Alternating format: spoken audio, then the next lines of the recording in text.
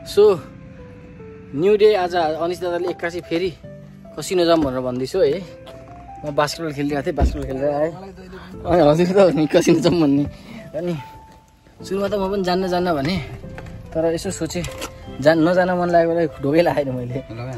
नजान मन लागेको दिन जबरजस्ती गइदियो भने जितिन्छ क्या पैसा भनेर मैले सोचेर आज चल्दिन रहेछ। मैले भर्खर बास्केटबल खेलेर नुहाएर 2 सर्टमा मालिबु हानिदिएर अनि त्यसपछि अब जान लागेको छ हामी। हेरौँ अब के हुन्छ। सो गाइज हामीहरू चाहिँ अब पहिला सुरु डिनर फर्स्ट। म चाहिँ भर्खर नुहाएर पनि आएको थिएँ टवेलले के अरे कपाल पनि ड्राई गर्दैछु। अनि हामी आज लोकल टाको खान आएको छौँ। यहाँ एउटा फुड ट्रक जस्तो छ मेक्सिकनहरूको। सो यहाँ हामी यसो चटपट टाको खान्छौँ अनि त्यसपछि गो टु द कसिनो। बन्द छ क्या छैन होला, सबै मेक्सिकनमा लेखेको छ। सबै मेक्सिकनमा ल्याएछ। अब के खाने भनेर हामीलाई थाहा छैन है गाइजहरू। Choice of meat, pollo chicken, tongue रे, ससेज रे, मेक्सिकन ससेज रे, पोलो दुईवटा तिनवटा खाऊँ न त।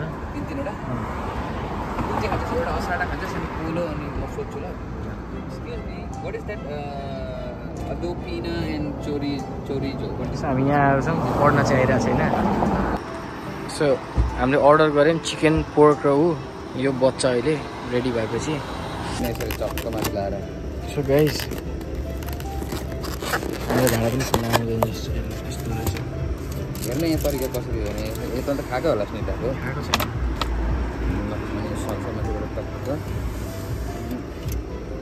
यो सुसुको रात चाहिँ पिरो हुन्छ एकदमै।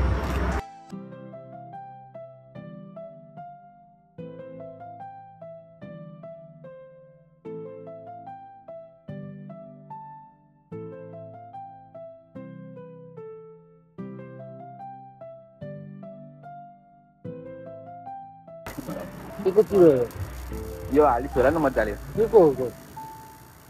यसलाई साल्सा भन्छ टमाटोको। पिरो चाहिँ के हो, खोर्सानी हो कि पिरो चाहिँ के हो, खोर्सानी हो कि खोर्सानी नै हो। यहाँ हामीले भ्यालो पिनो हालेपिनोले यतिको भएको पिरो हुन्छ नि। तैँले त बेल पेपर होइन नि त हालेपिनो भनेको। यिनीहरूको हालेपिनो अर्कै हुन्छ, लाम्चोवाला हरियो मोटो, यत्रो मोटो, यति मोटो लामोवाला। अमेरिका आएदेखि बाहिर खाँदा फर्स्ट टाइम मिठो पिरो खाइरहेको छु। अब तर अब यहाँ खुवाउन ल्याइरहेको छु म। यो चिकन हो, यो मिठो खाइने पोर्क ताजा छ है। त्यसै खाँदा त यो हाल्ने हो क्या यसमा, यसको स्वाद। रमाइलो यो पनि बक्वास यसै त्यो कागतीसँग हाल्दाखेरि त्यस्तो मिक्स हुन्छ क्या। धनियाँ पत्ता सनियाँ पत्ता मिठो छैन। मिठो चाहिँ यसै खाँदा बक्वास रहेछ भनेको। अरू कतिवटा चिज त मैले ट्राई नै गरेको थिएँ, कागो मात्रै खाइरहेको छु म चाहिँ। ल गाइस त्यसै खाना खाइयो। अब heading to casino, back to होर्सु कसिनो अगेन। अस्तिको हारेको पैसा उठाउनु छ।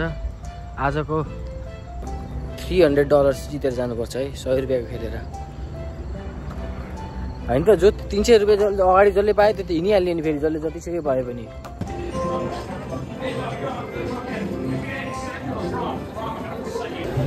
सो म हारिसकेको थिएँ 100 रुपियाँ होइन, म 100 रुपियाँ हारिसकेको थिएँ।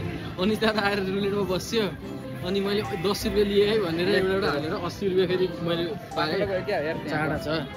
अब म फेरि 80 रुपियाँ फेरि खेल्छु। हारिसकेको मान्छे 80 रुपियाँमा आयो भने मेरोमा गएपछि है त म हजुर लास्ट राउन्ड 50 रुपियाँ बोकेर हिँड्न लाग्छ। Last spin.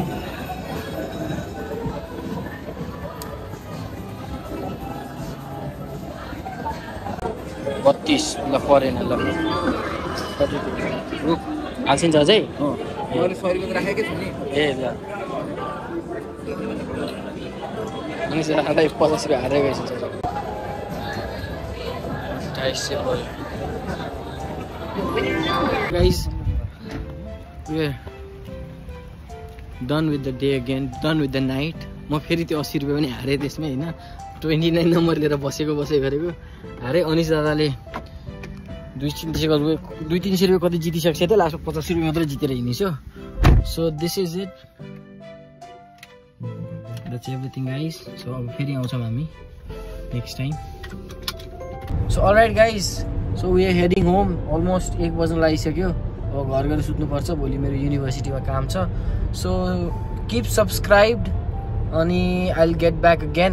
मेरो प्लान चाहिँ म धेरै हारिसकेँ होइन। मेरो प्लान चाहिँ अब कि मेरो कलेजको युनिभर्सिटीको फी उठाइसकेपछि फर्स्ट पेचेक उठिसकेको त्यसपछिको फर्स्ट पेचेक लिएर म पुरै पेचेक लिएर आएर यहाँ कसिनो खेल्न आउँछु भन्ने मैले प्लान गरेको छु। त्योभन्दा अगाडि त अझै टाइम छ त्यसको लागि। 80 रुपियाँ लिदियो यसले मेरो, 70 रुपियाँ लिनुपर्ने यसले, 10 रुपियाँ त मेरो काट्दै काटिनुहोस् त। के को 10 रुपियाँ? तैँले 90 रुपियाँ चाहिँ दिएँ थिइस् त।